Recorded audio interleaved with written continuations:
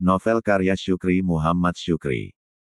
2 hari sudah berlalu, finishing perahu nyaris sempurna. Ulu atau kepala perahu, kemudi dan dudukan mesin tempel, dinding, serta tembuku sudah terlihat bentuknya. Permukaan tembuku dipahat lagi oleh Pun Rahman sedalam 2 cm dan selebar 5 cm. Kutanyakan gunanya, pertama, sebagai dudukan sebilah papan, dan yang kedua sebagai pengikat dan penguat dua bilah dinding perahu.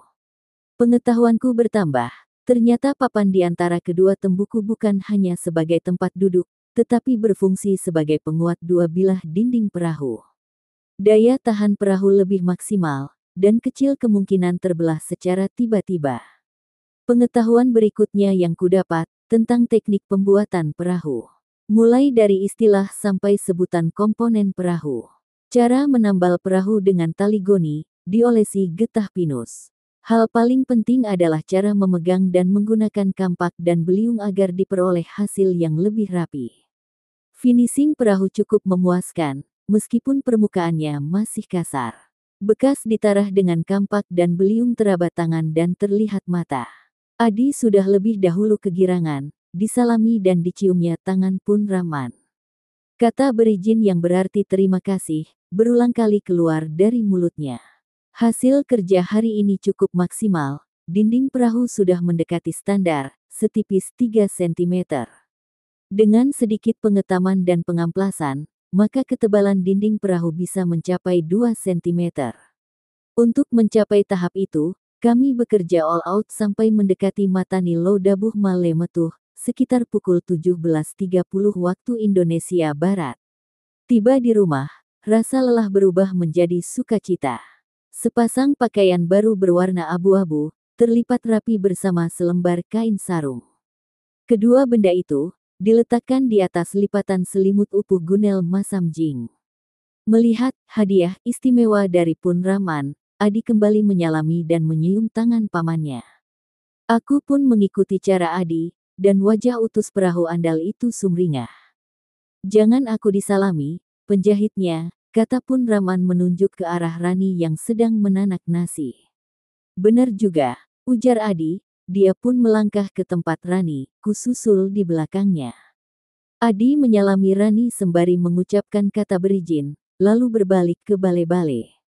Tiba giliranku, kugenggam jemarinya dengan kedua telapak tangan, rasa hangat mengalir di permukaan kulitku. Dia tersenyum manis sambil mengangguk, membiarkan telapak tangannya kuremas. Rambutmu harum, begitu bisikku, lalu berbalik dan kembali ke bale-bale. Adi langsung rebahan di bale-bale, melepas lelah. Air mukanya cerah, sesekali bersiul sambil memandangi langit-langit ruangan itu. Aku paham. Dia sedang membayangkan perahu kebanggaannya berlayar di permukaan danau. Kubiarkan dia larut dalam rasa bahagia, aku pun beranjak ke kamar mandi.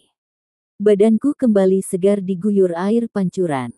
Busa sabun Lux beraroma melati mengangkat daki dan debu dari badanku. Kotoran itu larut dan hanyut, terguyur air. Rasa penat dan lelah hilang seketika, kembali segar. Malam ini, aku akan tidur nyenyak dengan sepasang pakaian baru berwarna abu-abu. Kuperiksa setiap lipatan, memastikan bila ada bagian yang luput dijahit. Mataku bertumpu pada lipatan pinggang, ada benang merah di sana.